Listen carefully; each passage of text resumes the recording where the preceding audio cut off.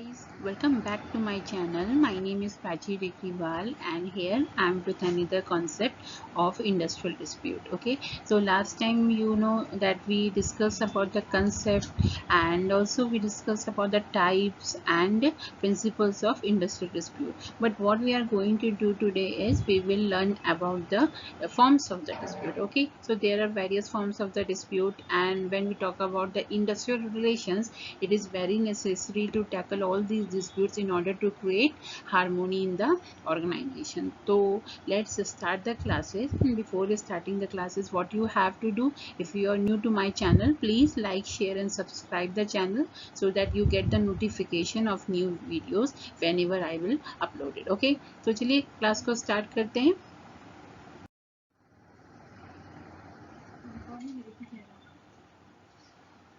तो यहाँ पे क्या है, हम लोग ने कंसेप्ट को जो है वो लास्ट टाइम देख लिया था. ओके, हम लोग ने इंडस्ट्रियल डिस्प्यूट के कंसेप्ट को पढ़ लिया था.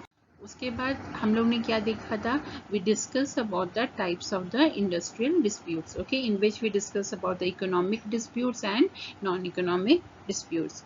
एंड नेक्स्ट हम लोग ने क्या देखा था, we talked about the principles of the dispute, industrial dispute. Fine. So what today we will discuss the forms of the dispute as I told you earlier.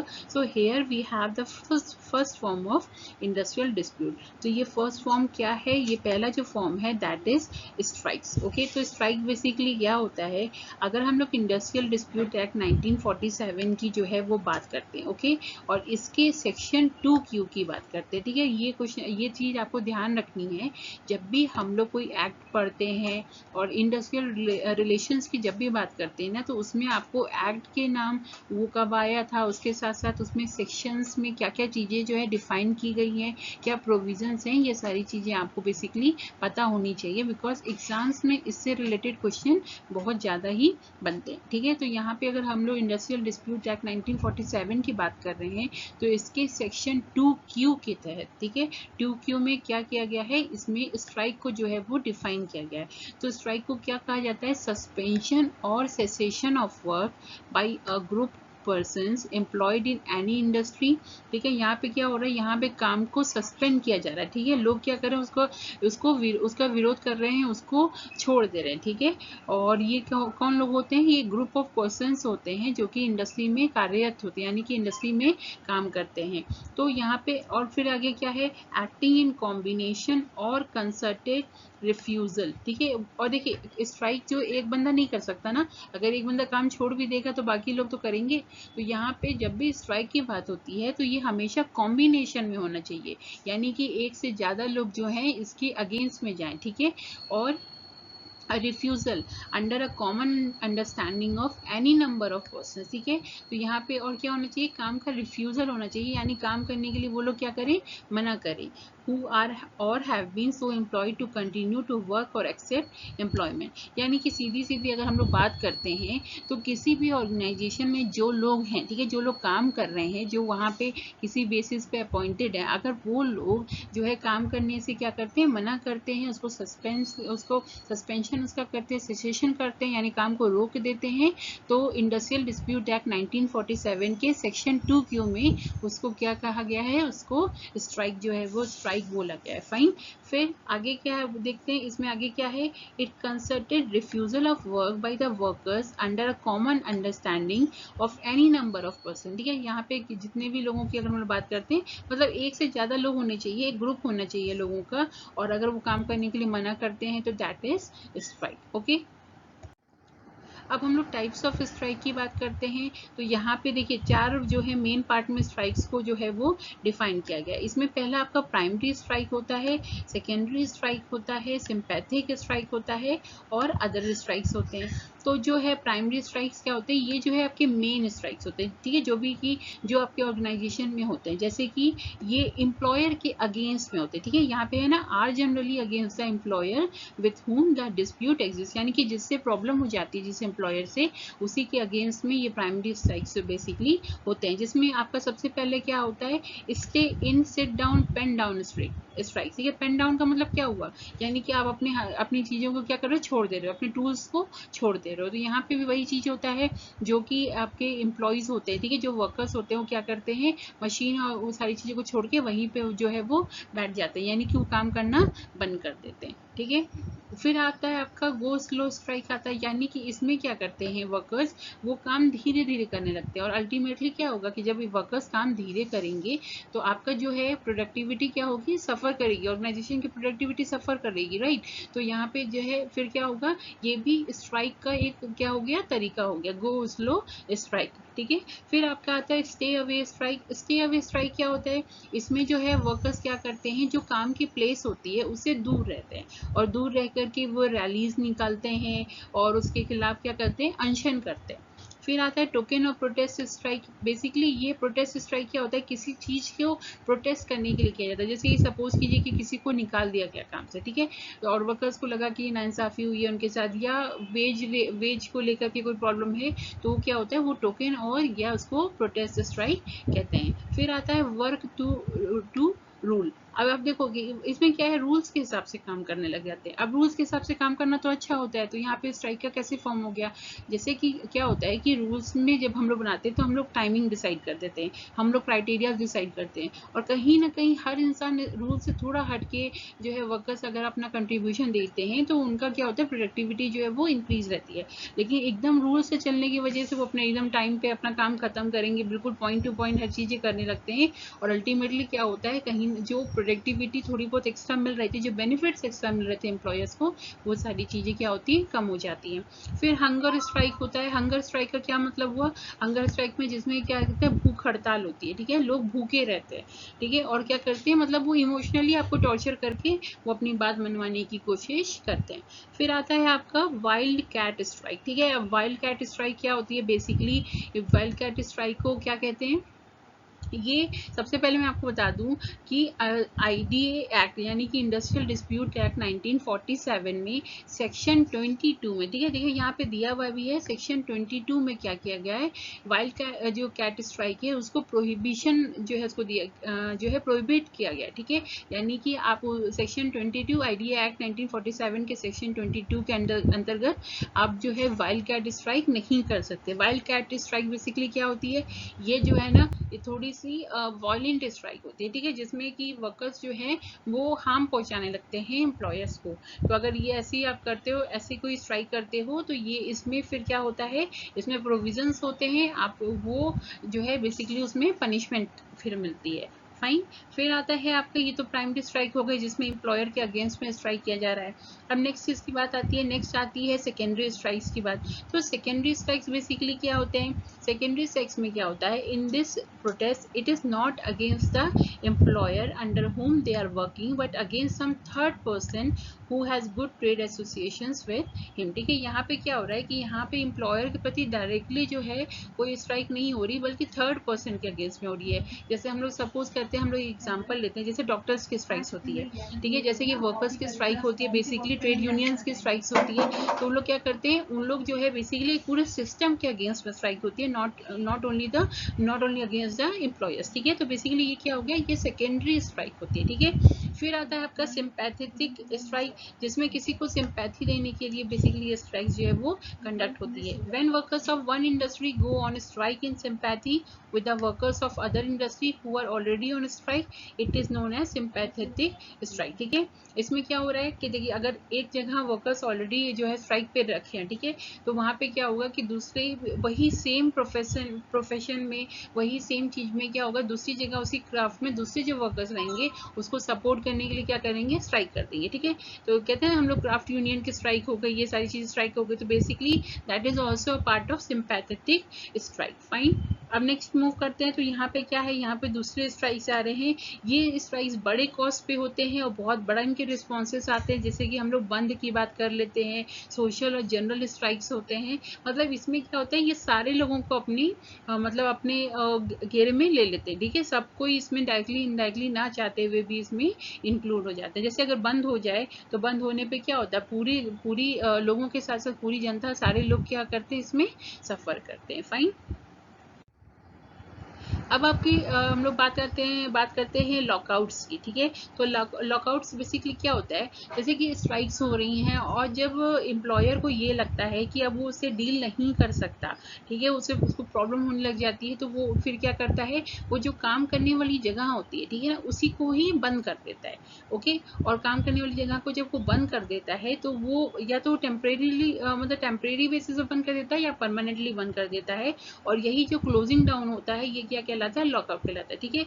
Industrial dispute act 1947 section 2(1), ठीक है, ये आपको मतलब क्या है, section 2(1) में industrial dispute act की अगर हम लोग बात करें तो उसमें लॉकआउट को जो है वो डिफाइन किया गया है, द टेम्परेरी शटिंग डाउन और closing of a place of a business by the employer, यानी कि जो है टेम्परेरी जो है काम को बंद कर दिया जा रहा है, ठीक है, उस प्लेस को ही बंद कर दिया जा रहा है। फाइन। फिर lockout is the counter part of strike, जैसे मैंने आपको बताया स्ट्राइक को डील करने के लिए एम्प्लॉयर क्या करता है, लॉकआउट कर देता है।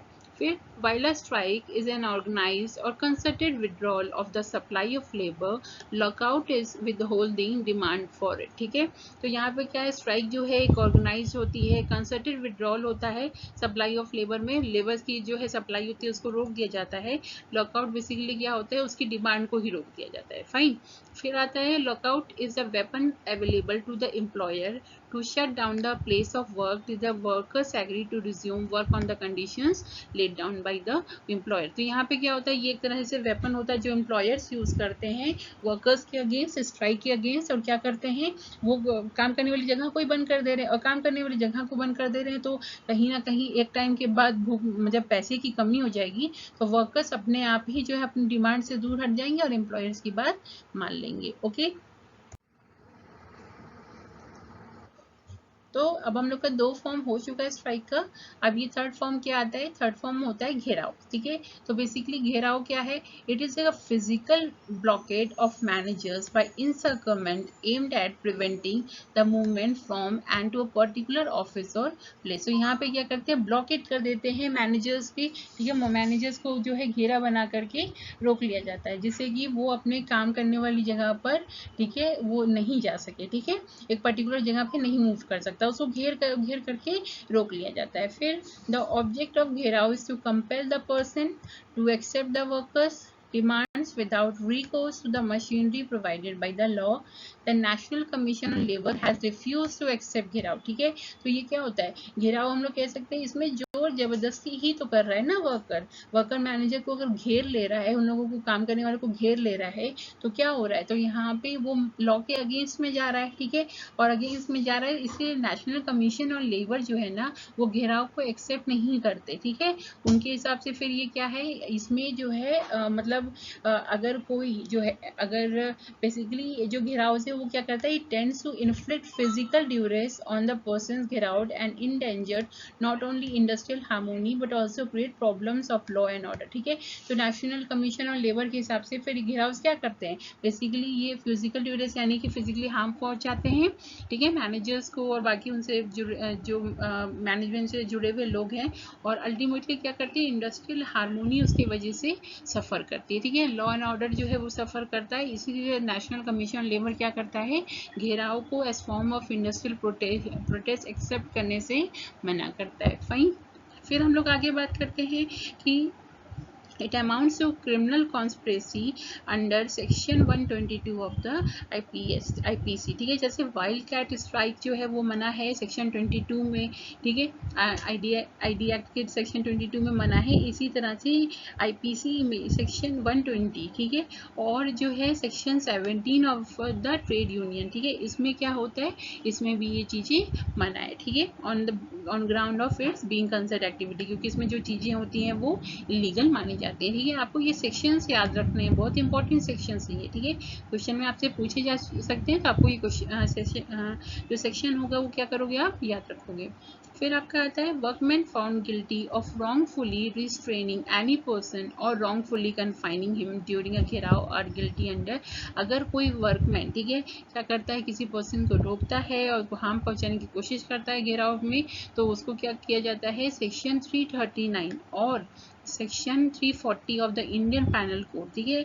आईपीसी में क्या किया जाता है उसको, of having committed or cognizable offence for which they would be liable to be arrested without warrant and punishable with simple imprisonment for a term which may be extended to 1 month with a fine up to 500 और बिल्कुल, ठीक है। तो यहाँ पे क्या करते हैं कि अब देखो इसको क्रिमिनल कॉन्स्पिरेसी किस में माना जाता है, आईपीसी के सेक्शन 120 में और द ट्रेड यूनियन एक्ट के सेक्शन 17 में, ठीक है। और सेक्शन आईपीसी के सेक्शन 339 और 340 में क्या करते हैं, इसको जो है ना, अगर पर्सन कोई गिल्टी फाउंड होता है यानी कि वो घेराव कर रहा है तो उसको क्या करेंगे, उसको अरेस्ट कर लिया जाएगा, बिना वारंट के किया जा सकता है और उसको इम्प्रिजमेंट हो सकती है 1 महीने तक की या 500 रुपये तक का फाइन उस पर जो है वो लग सकता है। ओके, तो आपको आई होप कि आपको ये चीज़ें समझ में आ रही होंगी। कोई कंफ्यूजन है तो please feel free to ask me, write down your queries in comment section below, ठीक है।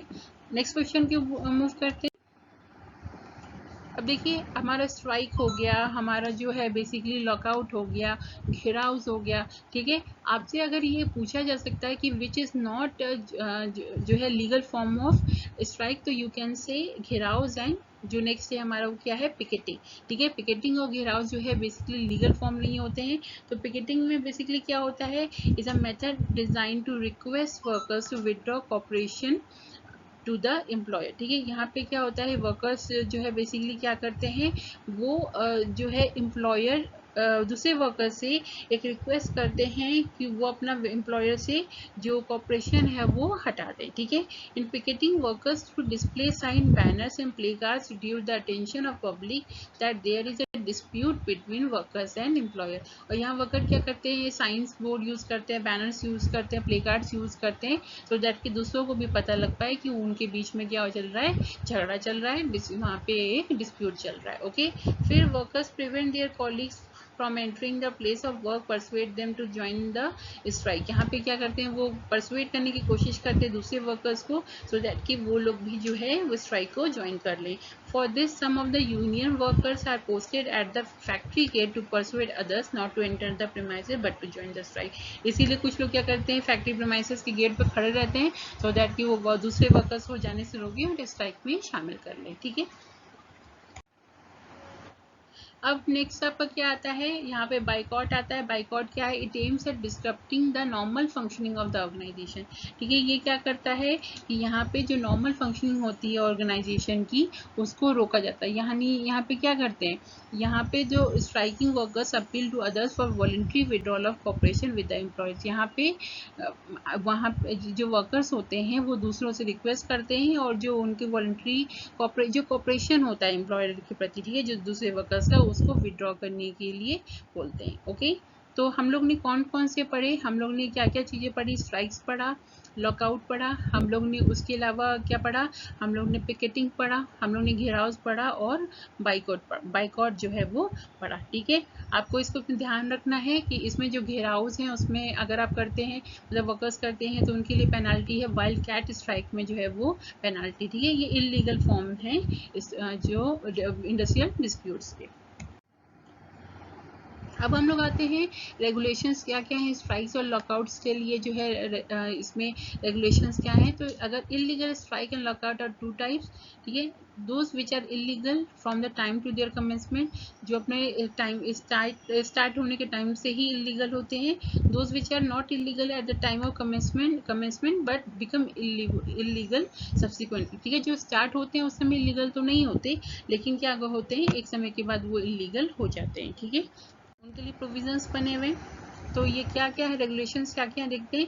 Section 22 and 23 of IDA act, ठीक है, 1947। यहाँ पे फिर सेक्शन 22 और 23 की बात आ रही है, ठीक है। Provide for certain restriction which if not followed make strikes and lockouts illegal from their very commencement। जो चीज़ अगर नहीं फॉलो की जाएगी, सेक्शन 22 और सेक्शन 23 की बात कर रहे हैं, ठीक है, इंडस्ट्रियल डिस्प्यूट एक्ट 1947 में, ठीक है। अगर इनको फॉलो नहीं करते हैं तो क्या होता है, स्ट्राइक्स और लॉकआउट्स अपने कमेंसमेंट के टाइम यानी स्टार्ट होने के टाइम से ही इलीगल हो जाती है।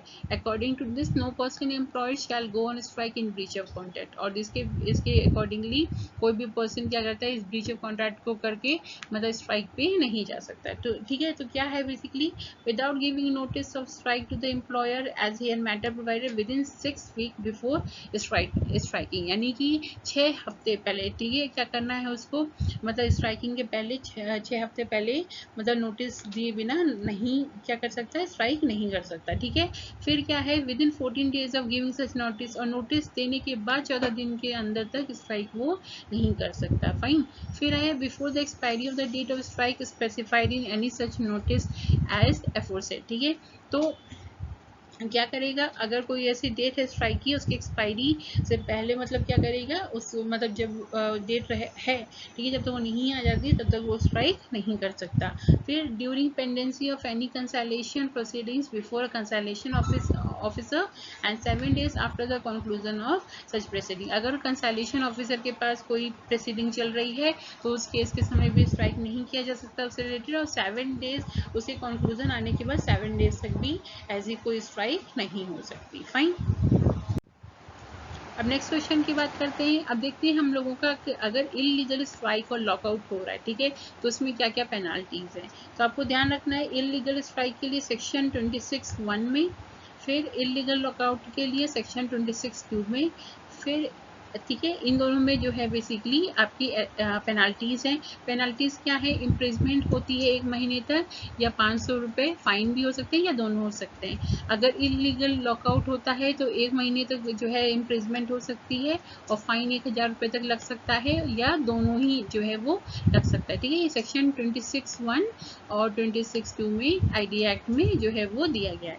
लेकिन जो है अगर हम लोग बात करते हैं पेनल्टी फॉर इंस्टिगेशन, यानी कि किसी को ज़बरदस्ती जो है अगर उससे जो है स्ट्राइक में उसको शामिल किया जा रहा है, तो सेक्शन 27 में, ठीक है, इसमें क्या होता है, 6 महीने तक की इम्प्रिजमेंट हो सकती है, और साथ में इसमें 1000 रुपये तक का फाइन लग सकता है, या दोनों लग सकता है। ठीक है, नेक्स्ट बात अगर हम लोग करते हैं तो नेक्स्ट में पेनल्टी लग सकती है अगर फिनेंशियल एड दिया जा रहा है इलीगल स्ट्राइक के लिए, ठीक है, या लॉकआउट के लिए। सेक्शन 28 में ये चीज़ दिया है, तो उसमें क्या हो सकता है, उसमें भी जेल हो सकती है 6 महीने तक के लिए, और 1000 रुपये तक फाइन हो सकता है, या दोनों हो सकता है। ठीक है, आपको ये चीज़ ध्यान रखना है, ये बहुत इंपॉर्टेंट क्वेश्चन है, ये पूछे जाते हैं। ठीक है, सेक्शंस आपको याद होने चाहिए। अगर इलीगल स्ट्राइक की सेक्शन की बात करें तो सेक्शन 26(1), ठीक है, ये सारे सेक्शन किस में आ रहे हैं, आईडीए एक्ट 1947 की बात की जाए। ठीक है, और इलीगल लॉकआउट के लिए पेनल्टीज किस में जो है प्रोविजंस है, सेक्शन 26(2) में है। इसी तरह से इंस्टिगेशन यानी जबरदस्ती किसी को स्ट्राइक में शामिल किया जा रहा है तो सेक्शन 27। अगर किसी को जो है मतलब कोई फिनेंशियल एड प्रोवाइड करता है स्ट्राइक के लिए या इलीगल लॉकआउट्स के लिए, तो सेक्शन 28 में क्या है, उसके लिए 6 महीने तक की सज़ा और 1000 रुपये तक जुर्माना है, चाहे दोनों ही लग सकता है। ठीक है, और अगर वाइल्ड कैट स्ट्राइक की बात कर रहे हैं तो आईपीसी के आईडी एक्ट में 1947 में सेक्शन 22 में वो जो है क्या है, प्रोहिबिटेड है। ठीक है, और इसके अलावा क्या है, आईपीसी एक्ट की हम लोग ने बात की थी, जिसमें कि आपका जो है आप घेराव जो है वो नहीं कर सकते। फाइन, अब उसके लिए अलग से प्रोविजन है, पनिशमेंट्स हैं। तो आज की क्लास के लिए इतना ही। आई होप कि आपको क्लासेस जो है समझ में आई। कोई कन्फ्यूज़न है तो आप अपने जो क्वेरीज हैं प्लीज़ कमेंट सेक्शन में लिख के आप मुझसे पूछ सकते हो, एंड अपने जो फीडबैक है प्लीज़ क्लास के लिए ज़रूर से ज़रूर प्रोवाइड करो, सो दैट कि अगर मुझे कुछ इम्प्रूव करना है या मुझे कुछ और एड ऑन आप चाहते हो मैं करूँ, तो अपने जो है फीडबैक आप मुझे कमेंट सेक्शन में लिख के ज़रूर दो। क्लास अच्छी लगी हो तो please hit the like button, और चैनल को शेयर कर लो, सब्सक्राइब कर लो, ताकि नेक्स्ट जब भी कोई वीडियो आए आपको उसकी नोटिफिकेशन मिलती रहे। तो मिलते हैं नेक्स्ट क्लास में। आज के लिए इतना ही। नेक्स्ट क्लास में हम लोग कुछ और क्वेश्चंस जो है डिस्कस करेंगे यूजीसी नेट जीआरएफ के लेबर लॉस कोड 55 के। ठीक है, तो मिलते हैं नेक्स्ट टाइम के लिए। Thank you so much guys, thank you for watching, bye bye, take care, stay home, stay safe.